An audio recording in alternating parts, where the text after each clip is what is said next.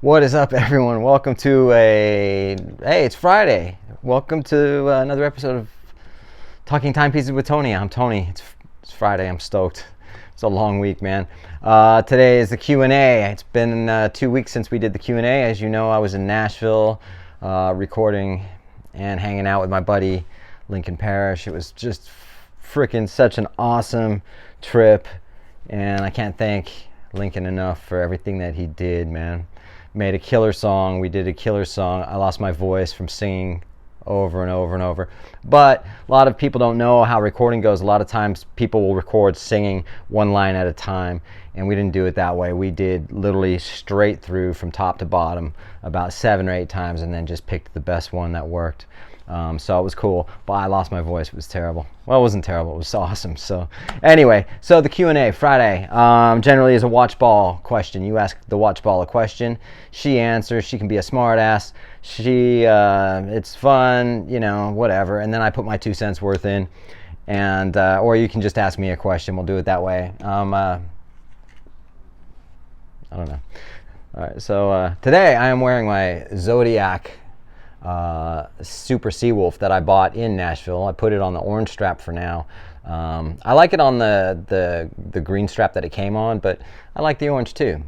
So let's roll the intro and let's just get into it. We got a lot of questions today.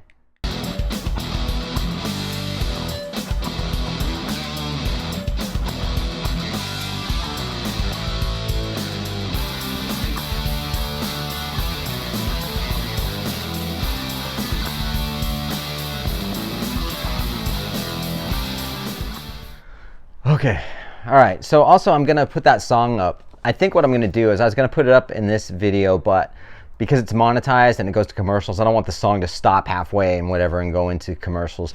So what I'll do is I'll just put the song up by itself and put song, and it'll probably get no views, because anytime I do anything other than pretty much Rolex, my views tank, you know what I mean? So I'd appreciate it if you guys want to listen to it. It's free. It doesn't cost anything to listen to it, just like this video watching it. But so I hope you dig it. It was a lot of fun. Song's called Don't Blame Yourself, but either way, let's get started. So the first question comes from Hotels Sheraton UIO 5932. What are your thoughts if you had to choose between the XL tank and the Ronde? That's Cartier. My thoughts on that, I both. So, well, I had both actually, but I am partial to the tank XL, man. It's the tank is just iconic and classic. Ronde is way understated, way under the radar. You know what I mean? Still a great watch, but I think really I would have to take the tank. So I do appreciate your question, man. You have a good one. Sheraton Hotels, nice. This is from Kyle Pinner. Question for this week: do you know what eventually happens to the exhibition models in the display case? At my local AD, the display case is always rotating every week or two, and when I got on the list a few months back and was trying watches on, all of these watches had movements. Do they sell these watches that other people have tried on in the display case? If so, does someone know this? Because obviously they have already been de-stickered and the person would see that. Okay, so yeah, it depends. Some watches actually just go straight back to Rolex. As far as the display models, they can sell some of them. I don't know about if they can sell all of them. I know some go back to Rolex, and if it's a watch that they can sell or they want to sell, they'll sell it, and they'll tell the person that's interested in that specific watch that it's basically a display model. But the thing is not all display models are de-stickered. A lot of these display models still have their stickers on them. You know what I mean? I'm assuming that that's because those watches will be for sale, but don't quote me on that. But I do know some go back to Rolex and some do get sold. So I thank you for your question, Kyle Pinner. You're awesome. This is from ZH90604. Hey Tony, welcome back. Thank you. Looking forward to hearing what you created in Nashville. Thank you. Watching this vid, also that song is up on my Instagram page if you guys want to follow me there. I never ever mention it on this channel, very rarely. Talking Timepieces with Tony on Instagram, so whatever. Watching this vid, I was struck by your tattoos and have a 2-part question. What tattoos do you have? Would love to hear you talk about them. And how do your tattoos influence what watch you purchase? For example, I love the Tudor GMT with opaline dial, but wearing it on my tattoo sleeve, it just doesn't look right. Does this ever happen to you? No, doesn't ever happen to me, because you know what? I don't give a shit. As far as my tattoos, I've got a lot of them, and I can't go over what they all are and what they mean. I'll put things into perspective. I'm not a huge tattoo fan, you know what I mean? I know people that go to the conventions and tattoos, you know what I mean? I just honestly don't give a shit, man. And it's weird because, you know, I got tattoos. I got my first tattoo when I was 15 years old, and I got my last tattoo, my very last tattoo, in 2007. So it's been a long time. So it took me a long time from my first one, which was in 1984, to 2007 to even just get what I have, you know what I mean? And, you know, whatever. And back in those days when people were getting tattooed, basically there was like sailors and bikers and some musicians, but there was no one really had sleeves. It's, you know, they probably were around, but now every kid and their freaking everyone gets tattooed at like 17, 18, and they're just fully covered. They haven't lived life long enough to even know what they want to get. They just get sleeved, and then that's it. Where do you go from there? So no, and as far as, you know, sometimes I'll try on a watch. Like, for instance, that green will go with the green, you know, or the orange for the leopard, but I don't look at it like that. I don't sit there and go, well, I'm not going to buy this watch because it doesn't match my tattoos, or vice versa. I honestly just don't care. I really look at these as I've had them for so long that I don't even see them anymore. So I appreciate it, man, but thank you. All right, so hope that answered your question. Gordon Harwell 2472, what's up, man? Tony, when does your new stuff drop? I'm gonna assume you're talking about my new music. You know, did I get that right? He says, did I get that right? Yeah, I mean, that's what people say. I don't usually say my CD drops or my album drops or my new song drops. I just go, it comes out on this release date, man. You know, I'm not that fucking hip where I can say, yeah, it drops on the fucking 30th, bro. Go check it out. Yeah, you know what I mean? It's not my jam, dude. But hey, you know what? I don't have any release date plans or anything yet. You know what I mean? I'm not sure. Normally with all my stuff, a record label does all of that stuff, and I don't have to deal with it. In this case, because of the type of music, it's different than, I don't have a record deal or publishing deal with this music that I did when I was in Nashville. So as of right now, I'm trying to figure it out. Lincoln, if you have any ideas, we can do a 50-50 split, you know. But either way, I don't know. I'll figure it out. So anyway, I'm sorry.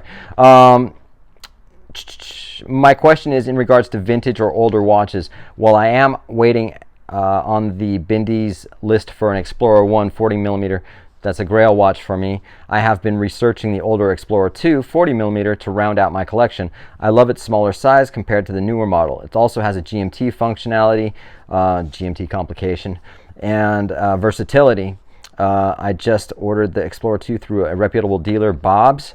That's Bob's Watches in Southern California. They are reputable. I do worry that this model is 20 years old and has no service records. What's your take on buying older watches, and how old is old? Well, that's a tough question, man. In a sense, it's like buying a used car. You could buy a used car that's 2 years old and have nothing but problems with it, and then buy the same exact car that's 10 years old and have no problems whatsoever. You don't have service records, that's okay. That doesn't necessarily mean anything. If the watch is working, the watch is working. The only time to get that watch serviced is if it stops working or fudge, man. Let's reset. Working irregular or stopped working. I would imagine Bob's puts probably a 2-year warranty on their watches. I'm not sure. But any time within that time, you'd just send it back to them and they'd take care of it. Anything after that, then just get it serviced, man. You know, it's not a big deal. But old, it depends. I mean, when you're looking at a watch that's 20 years old, especially a Rolex, it's not going to be a big deal. Rolex are just so robust, man.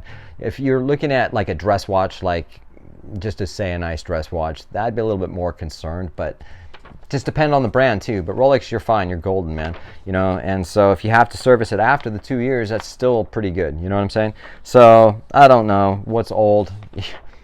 Everything gets old eventually, but 20 years, not bad. I guess you're looking at, where are we at now? 2023. So you're looking at 1993, or is that 2003? Sorry, I get that confused. 93. It's a good year. I hope that answered your question, man. Casa 1000. Hey Tony, good review. The Zenith looks great on the khaki. Thanks, man. Thanks to WIS watch straps. They're awesome. In your opinion, what makes a rubber strap worth over $100? I hear other enthusiasts say they only buy rubber B. I wonder if this is only because of the high price. I hear average quality and terrible customer service. Well, yeah, I've never bought anything from rubber B, so I don't know. But I mean, all I can compare it to, like the $175 Ronde strap that I bought that I'm not impressed with. And what makes a rubber strap over $100?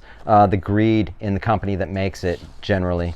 Because no rubber strap should be worth $100 or more. You know what I mean? Anything under $100, you're okay if you get a good quality strap. Over $100, no, I just don't buy it, man. You know what I mean? It's like, it's all just trying to cash in on shit. And anyone who's like sitting there saying, well, I bought a rubber B for my Submariner. Well, man, good for you, man, you know? So, but yeah, I don't think anything's worth over $100 as far as watch straps. Sometimes if you had a custom made, like my Cartier Santos leather strap that I had custom made from Cartier, cost me $400. I don't think it was worth $400, but you know, I certainly would think it was worth over $100. You know what I mean? Like a couple of hundred even. But for rubber, no, dude. It's a simple mold. It's simply done. Regardless, it's just it's cashing in is what that is. So no, I don't think anything's worth over $100 as far as that goes. I mean, $100, yeah. I mean, if it's a nice quality strap, you know what I mean. But when you're talking about when I did that review on the WIS straps, you know what I mean. It's a nice price point. It's okay. That's good. It doesn't piss me off. And so, you know, just thanks for your question. Ned Flanders, hey, what's up, dude? Sup, Tony? I've been thinking about putting a rubber on my Omega Seamaster. Really? What do you plan to do with that thing, man? Do you think the Omega OEM rubber strap is any good? It's 300 bones. Sounds about $300. So I'd hope so. Not that the cost really matters. I just want a nice, comfortable silicone or rubber strap for the watch. Anyone else out there who has experience with the Omega rubber? Okay, so maybe I'll check Archer. Oh, I forgot to mention it'll have to be pretty big rubber to fit my 8.3 inch. Okay. Yeah, the Omega OEM straps are awesome, dude. They're great. I don't think you can get any better than that. I don't think anywhere you're going to get anything better than that is the OEM strap. Get the OEM strap. Fuck all the rest. You know, wouldn't put a silicone strap on it. You're looking at the weight is too much weight on that strap. It's going to be all flimsy and floppy and putting it on. Yeah, it's no good, dude. Just stick with OEM. Thanks for your question, bro. Webb Bezzy, Webbezzy. Any news from the Archibald Chesterfield III? I don't get it. Is that Archie Luxury you're talking about? I don't know what news you're talking about, man. But anyway. Okay, Cyan Oxide. Congrats on your watch journey, Tony. It's been cool to ride along with you. Thanks, brother. Question for you and the watch ball. Earlier in a drink and a rant, you sort of seemed to dislike Opus and Time watches. I'm pretty sure. I don't think you mentioned him by name. My question is, has your opinion changed? You are two of my favorite watch YouTubers. Dude, I really appreciate that, man. Thank you. But having said that, and I don't want to piss you off, you know what I mean? But everyone has an opinion. No, I think his channel sucks, dude. I think he's... I don't watch his channel anymore. I stopped, you know. And then when I got your question, I decided to watch one more of his videos, and it's just, dude's so full of himself, and he's talking like fact, like he knows exactly what's going on. And that comes into that crystal ball effect where it's like, you know, what these guys do, I don't think he knows. I don't like him, dude. And him and I have nothing in common. Neither of us have. Our channels are not anywhere near similar to each other. At least I hope not. But you know, but again, if you like them, that's cool. I'm not going to hold that against you. I mean, because everyone has different tastes. It's like music. It's like if you ask me if I like Guns N' Roses, I'm going to say, hell yeah. Do you like Guns N' Roses? No, I fucking hate Guns N' Roses. Do you like U2? No, I fucking hate U2. But if you like U2, that's cool. You know what I'm saying? So to each their own. But I appreciate it, man, and enjoy his channel. And if you enjoy my channel, dude, I appreciate that as well. But I certainly won't be tuning into his channel anytime soon again. Thank you, man. Come on, man. 7423. Do you prefer the OP36 over the 41? Would love a comparison. I do. The thing is with the 41 and the 36, 41's a little too big. Also on the 30, let's go with the 36. I don't know. It's sort of the symmetry in that watch, the clarity, everything about Rolex really nailed it with 36 millimeters. They tried 40, they tried a 39, that worked, the OP, but you know, something about the 36 that really works. It just and it sparkles too, man. When you look at the indices, the white gold indices, the way that they're cut, they almost look like baguette diamonds in the light, man. They're in your face. They're great. The 41 doesn't do that. 41 just, I don't know, it looks a little odd. I don't know how to explain it, man, but I am beginning to really love the 36. 41's okay because it's a bigger size, but I don't know. I'm really going for the 36. That's my preference, dude. Having said that, that's all my questions, you guys. All right, like I said, I'm going to throw up that video of the song. I'll do that later. I hope you guys watch it, you know, but either way, if you don't, I appreciate everyone who likes and subscribes. Don't forget to ask your questions for next week because that's how it works. Ask a question, and we'll see you next time. Appreciate it. Have a good one.